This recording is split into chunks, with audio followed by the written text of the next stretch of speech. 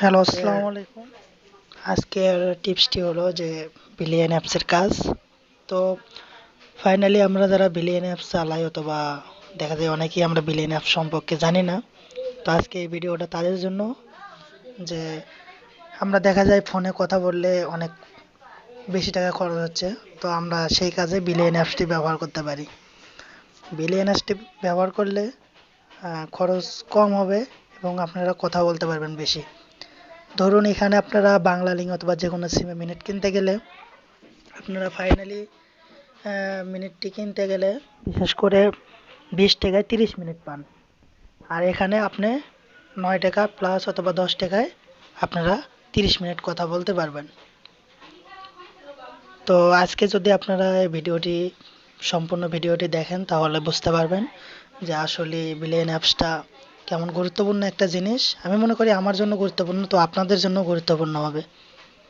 তো আমি সরাসরি অ্যাপসটার ভিতরে যাওয়া দিয়ে অ্যাপসটা কিভাবে চালু করতে হয় আজকে আপনাদেরকে আমি সেই সম্পর্কে বলবো। প্রথমে আপনারা এই যে প্লে স্টোরে যাবেন।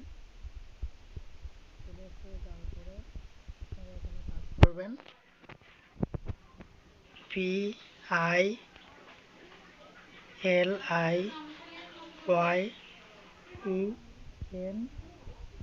Billion apps. আপনারা এই লেখাটি লিখে আপনারা সার্চ বাটনে ক্লিক করে দিবেন। ক্লিক করার পরে এই যে আপনারা প্রথমে দেখতে পাচ্ছেন একটা অপশন চলে আসছে। তো আমার যেহেতু ওপেন করা আছে তো আমার এই জন্য ওপেন লেখা আসতেছে। তো আপনাদের এই জায়গায় অবশ্যই ওপেনের জায়গায় ইনস্টল লেখা আসবে।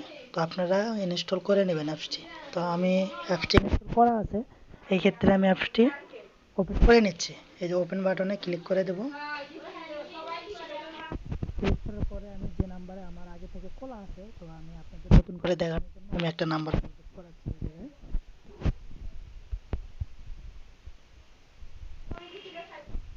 সরি সরি সরি,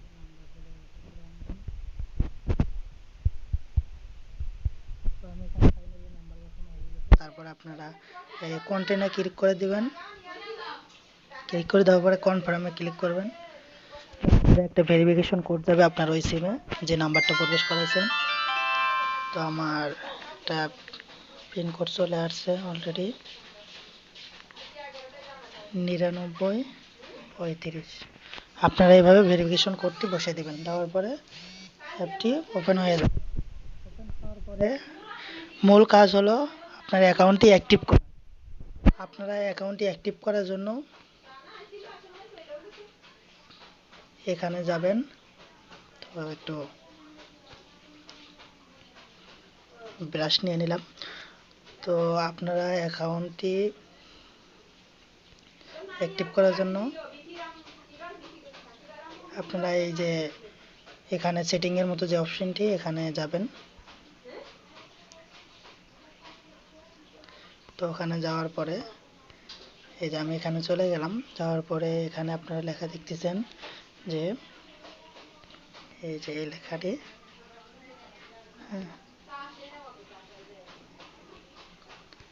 আমি আবারও দেখাচ্ছি। এই যে এখানে এনআইডি এখানে লেখা আছে এনআইডি।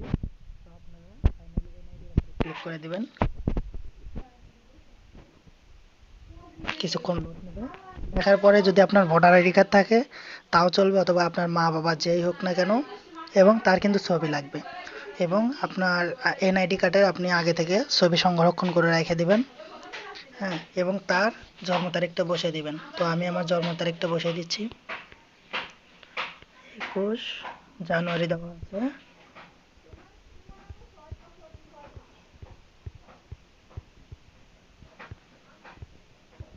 2001। তো আমি ফাইনালি ওখানে বসিয়ে দিলাম এবং আমার জাতীয় পরিচয়পত্রের নম্বর এখানে আমি দিয়ে দিচ্ছি।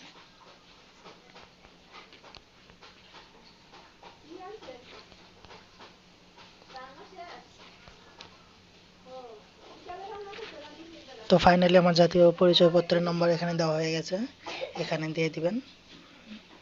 তারপরে আপনারা আপনার এনআইডি কার্ডের সামনের ফটোটা আপনারা এখানে আপলোড করে দিবেন। তো আপলোড করে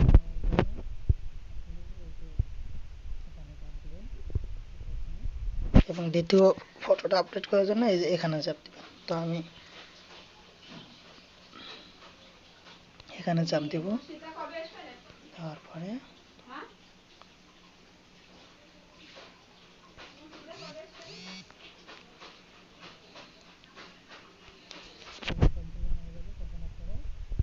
শেষ করে এই যে সাবমিটে ক্লিক করে দিবেন, তাহলে আপনাদের এখানে কাজ শেষ।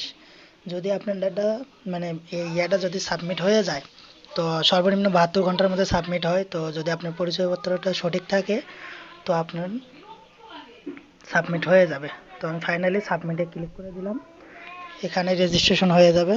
ঠিক আছে, রেজিস্ট্রেশন যদি সম্পূর্ণ হয়, যেহেতু আমার এনআইডি কার্ডটা আগে খোলা আছে, তো আমার হয়তো রেজিস্ট্রেশন নাও হতে পারে।